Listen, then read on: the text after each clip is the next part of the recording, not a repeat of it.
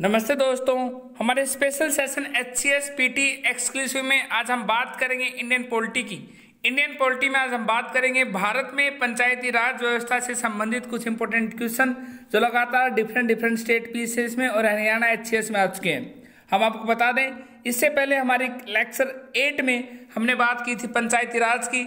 हमने बताया था कि कैसे लंबे जदोजहद बाद पंचायती राज को मिला संवैधानिक दर्जा और संविधान में कौन सा भाग और कौन सी अनुसूची जोड़ के दिया गया इसे संवैधानिक दर्जा और किस समिति की रिकमेंडेशन से मिला पंचायती राज को संवैधानिक दर्जा।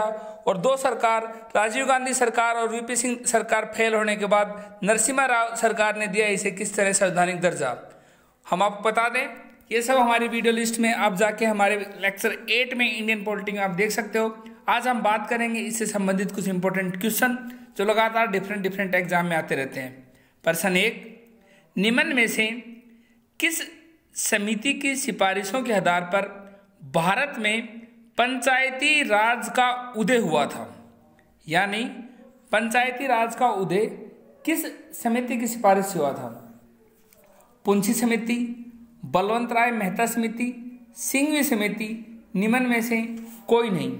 हम आपको बता दें, पंचायती राज का स्थापना बलवंत राय मेहता समिति से हुआ था। इस तरह इसका आंसर सही है ऑप्शन बी, बलवंत राय मेहता समिति 1957 में पंडित जवाहरलाल नेहरू की सरकार ने गठन की थी, जिसने नवंबर 1957 में अपनी रिपोर्ट सौंप दी थी। और इसके तत्पश्चात ही राजस्थान में 2 अक्टूबर 1959 को नागौर जिले में तत्कालीन प्रधानमंत्री पंडित जवाहरलाल नेहरू द्वारा पंचायती राज की स्थापना की गई थी। और इसके बाद आंध्र प्रदेश में इस योजना को लागू किया था और इसके बाद अधिकांश राज्यों में इस योजना को प्रारंभ किया था। इसलिए पंचायती राज का उदय हुआ था बलवंत राय मेहता समिति से। अगला प्रश्न, भारत में कितनी स्तरीय पंचायती राज की स्थापना की बात कही गई है? एक स्तरीय, 2 स्तरीय, 3 स्तरीय, 4 स्तरीय। इसका सही आंसर है ऑप्शन सी, 3 स्तरीय।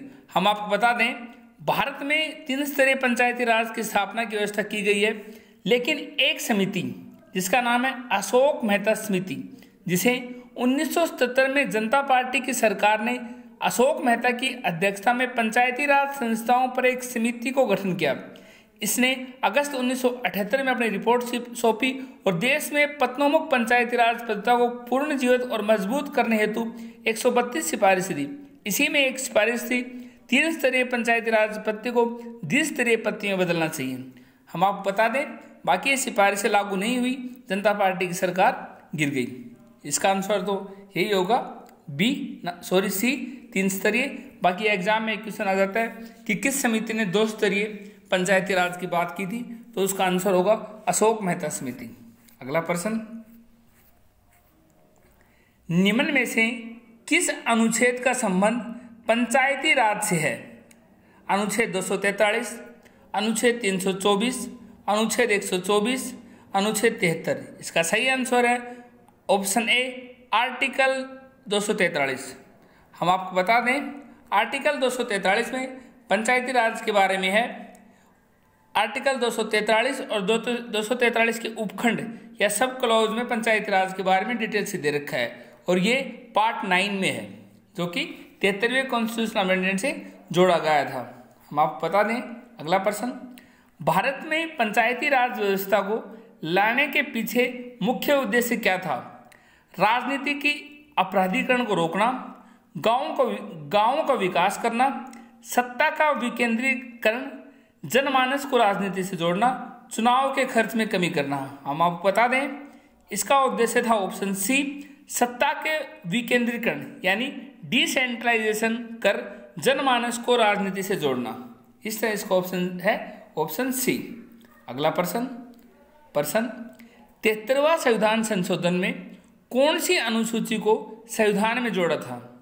हम आपको बता दें, 73वां संविधान संशोधन से संविधान में 11वीं अनुसूची को जोड़ा गया था। इस तरह इसका सही आंसर होगा ऑप्शन डी।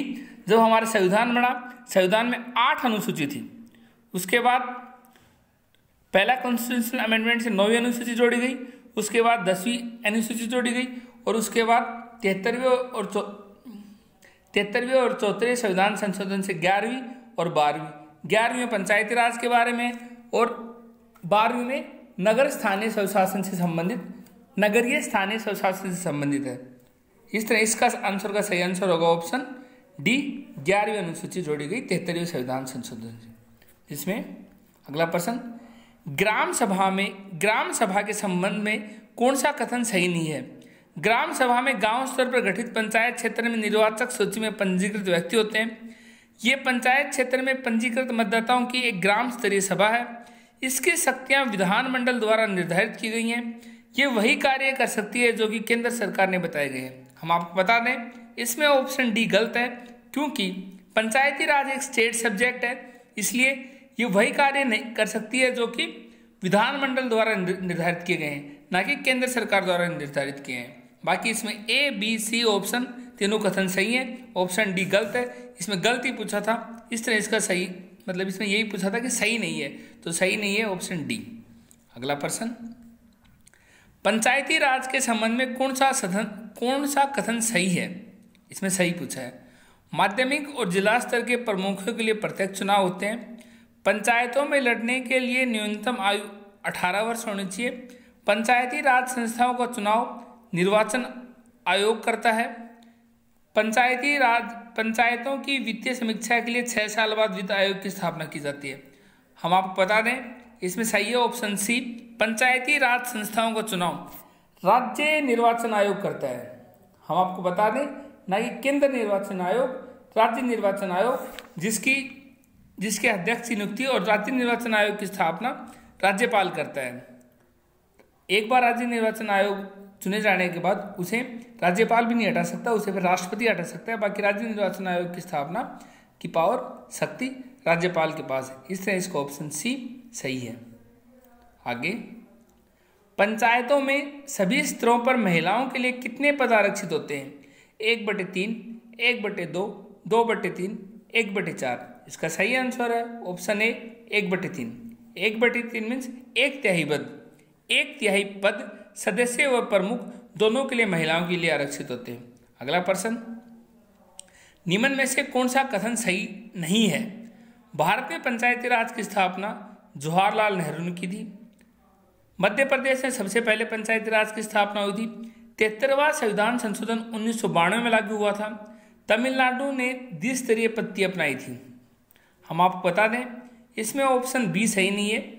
मध्य प्रदेश में पहला पंचायती राज की स्थापना नहीं हुई। सबसे पहले पंचायती राज की स्थापना हुई थी राजस्थान में 2 अक्टूबर 1959 में। और जब 73वां संविधान संशोधन के बाद पंचायती राज अधिनियम का निर्माण सबसे पहले हुआ था कर्नाटक में। इस तरह ऑप्शन बी जो है वो इसका गलत है। हम आपको बता दें, इसके अलावा आज भी कई स्टेट में पंचायत नहीं है, जिससे कि अक्सर एग्जाम में क्वेश्चन आता है। नागालैंड, मेघालय और मिजोरम में आज भी पंचायती व्यवस्था नहीं है। इसके अलावा दिल्ली केंद्र शासित प्रदेश में भी पंचायत व्यवस्था नहीं है। हमारे आज के सेशन में इतना ही। कल मिलते हैं नए टॉपिक के साथ। Thank you.